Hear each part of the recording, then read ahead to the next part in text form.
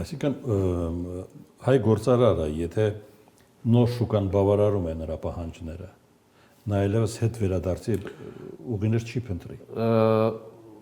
Ես ուզում եմ հասկանալ, ի վերջո ռուսական շուկան ինչ է կորցնում այս process-ում։ Կորցնելու առումով ես կարծում եմ, որ Հայաստանից արտահանվող ապրանքների տեսակարար կշիռը այնքան մեծ չէ, որ շահույթի կամ վնասի առումով կորցնի,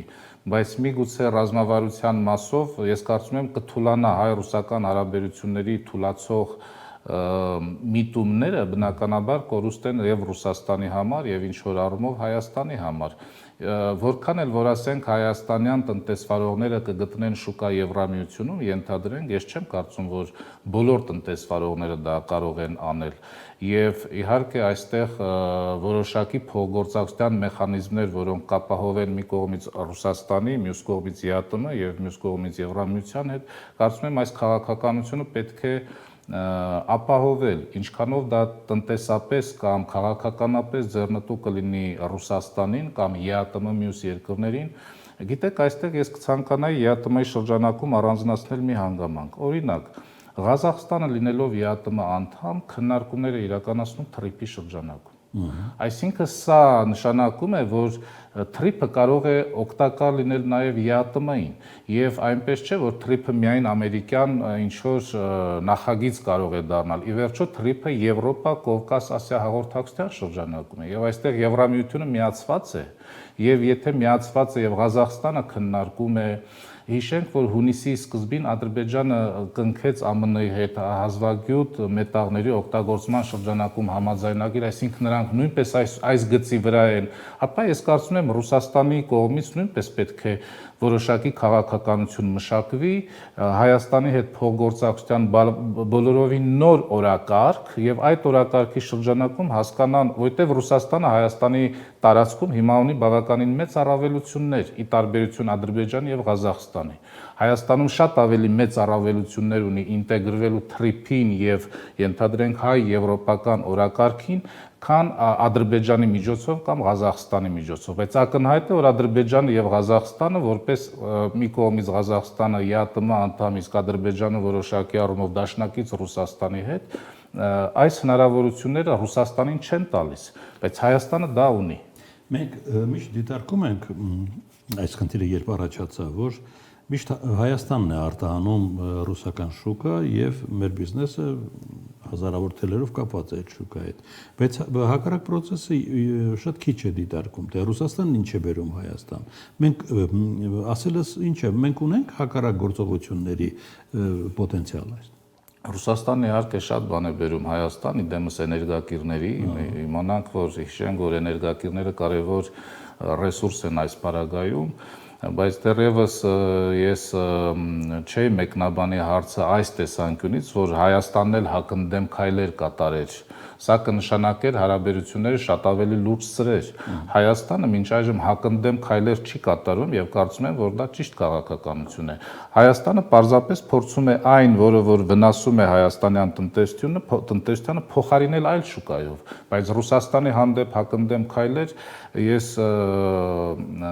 հիմնավորված չեմ համարում եւ առայժմ չեմ էլ տեսնում, որ այդպիսի քայլեր կան։ Ռոսելխոզնadzորի ղեկավարը ասում է, պատճառը տնտեսական չէ, ոչ տնտեսական է, ոչ թե քաղաքական։ Մի տեսակ հետ քայլի տպավորություն է թողնում այս արտահայտությունը։ Քաղաքականության մեջ հետ քայլը դժվար է մեկնաբանել, բայց բոլոր դեպքերում, որ պետությունները իսկապես պետք է հաշտվեն իրավիճակների հետ, անկախ նրանից մեծ պետություն, փոքր պետություն, կա իրողություն եւ այդ իրողությունը ժամանակն է թելադրում, այս պահին տեխնոլոգիաներն են թելադրում, դա հայաստանյան բնակչի կամ հայաստանյան իշխանության խոշոր հաշվով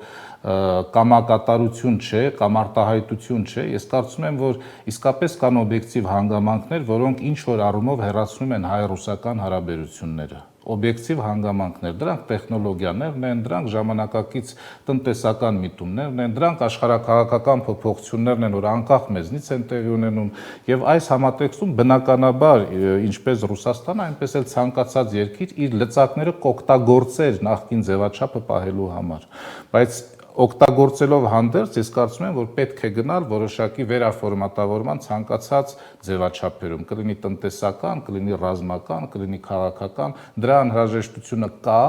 նաև դրա պոտենցիալը եւ կարծում եմ, որ ինչպես մեր կառավարությունը, այնպես էլ Ռուսաստանի կառավարությունը սա կարող են օգտագործել համատեղ որոշակի հեռանկարի շրջանակում։ Եվրամիությունը հանում է ակցիզային հարկեր Հայաստանը 420 միլիոն եվրոյի չափով։ Սա ինչպիսի աջակցություն է։ Հայաստանյան տնտեսության համար բավականին մեծ աջակցություն է, բայց կարծում եմ շատ մեծ վնաս չի կրի Եվրամիության տնտեսությունը այսպիսի արտոնության շրջանակում։ Իհարկե, ակցիզի հանելը դեռևս չի նշանակում, որ վաղը մեր ապրանքները կարող են հայտնվել Եվրամիության շուկայում, որովհետև դա երկարատև գործընթաց է, հաղորդակցության նոր ուղիներ եւ այլն։ Սա ավելի շատ ուղերձ է տնտեսվարողներին, որ ես կատարում եմ այս քայլը։ Հիմա դուք ինչպես կգտնեք հաղորդակցության ուղիներ ձեր ապրանքը հասցնելու Եվրամիություն, ինչպես կփնտրեք շուկաներ, դա արդեն հարցի մյուս կողմն է։ Բայց որ ուղերձն այնպիսին է, որ ես ապահովում եմ հեշտացված գործընկերություն, սա կարծում եմ, այո, կարող է քաղաքականության մեջ բերել որոշակի փոփոխությունների։ Հունիսի 1-ից 17-ը 411 տոննա ջերմոցային բանջարեղեն եւ ելակ, 1.8 միլիոն ծաղիկ արդեն գնացել է ոչ ավանդական շուկա Հայաստանի համար։ Բայց շատ էական է, ես ցանկը նշել եմ այստեղի մոտ։ Վրաստան, Ուզբեկստան, Արաբական Միացյալ Էմիրություններ, Իրան, Լատվիա, Բուլղարիա, Կիպրոս, Ռումինիա, Չեխիա, Ավստրիա, Նիդերլանդներ, Ֆրանսիա, Բելարուս, Ղազախստան։ Ինչ է հուշում այս պատկերը։ Նախ Բելարուս, Ղազախստան, դա նշանակում է, որ բոլոր դեպքերում ԵԱՏՄ-ի շրջանակում մեր շուկան կա ինչ-որ առումով։ Բայց հիշենք նաև, որ Ռուսաստանը արգելանք դրեց նաև տեղափոխման գործընթացներին, այսինքն տարանցման վրա, ոչ միայն Ռուսաստանում վաճառվի, իսկ տարանցում դեպի Բելարուս կամ Ղազախստան ակնհայտ է, որ իրականացում է Ռուսաստանի տարածքով։ Սա մեկ հանգամանք։ Հաջորդը, որքան էլ որ դուք նշեցիք բավականին մեծ ցանկ երկրների եւ վստահաբար մեր տնտեսվարողները հասցրել են այդտեղ որոշակի ապրանքներ, միևնույնն է այս փուլում, սկզբնական փուլում դա կարծում եմ եղել է որոշակի կորուստների արդյունքում, որովհետեւ բոլոր դեպքերում լոգիստիկ շղթաները այնպիսին չեն, որ հեշտությամբ հասցվեն ենթադրենք Կիպրոս կամ Բուլղարիա, բոլոր դեպքերում դրանք ծախս են պահանջում եւ նոր շուկաներ են մուտք լինում ապրանքները, կարծում եմ, որ որոշակի այս առումով կորուստներ կարող են եղած լինել, բայց որ արդեն առաջին փուլը հաղթահարված է ինչ-որ առումով, որովհետեւ աշխարհագրությունն է մեծանում առաքվում։ Եվ աշխարհագրությունն է մեծանում եւ տեսեք օրինակ Իրան, Կիպրոս, Եվրամիության երկրներ են, ասենք Բուլղարիա,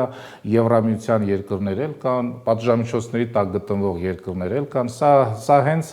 դիվերսիֆիկացիայի սկզբունքն է։ Ես կարծում եմ, որ այո, այս մոտեցումը պետք է աշխատի, որքանով կընդլայնվի, որքանով սրա շրջանակում հնարավորությունները կմեծանան, դա դեռևս քաղաքականության կառուցման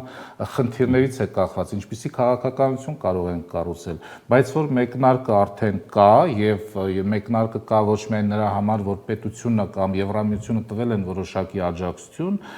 ես կարծում եմ աջակցությունից բացի մեկնարկը կա նաեւ այն պատճառով, որ բիզնեսն աստիճանաբար հասկանում է, որ հենց իր համար է դա անհրաժեշտ, որքան էլ որ ունենան, օրինակ, վաղը մյուս օրը ներողություն արագություն։ Եվրամիությունը հասկանում է մեր վիճակը, աջակցում է, խթանում է բիզնեսը, որ մենք ավելի մեծ կորուստներ չկրենք այս պահի համար, թե ուրիշ նպատակով։ Դրանք անում են հիմա այս պահի համար, բայց դրանք եթե ինստիտուցիոնալացվեն, նորից կրկնեմ, դա երկարաժամկետ հատվածում կարող է բերել քաղաքականության փոփոխության։ Այսինքն այն, որ հռետորաբանության շրջանակում հնչում են, չէ, այսպիսի կարծիքներ, որ Եվրամիությունը Ռուսաստանի տարածաշրջանից դուրս է մղում։ Սա կարելի է դիտարկել նմանատիպ քայլ, բայց ոչ թե նրա պատճառով, որ Եվրամիությունը կոնկրետ Ռուսաստանին դուրս է մղում, այլ այն շրջանակում Եվրամիությունը իսկապես աջակցում է տնտեսվարողին, որը խնդիր ունի, եւ այդ գործընթացը, եթե շարունակական բնույթ կրի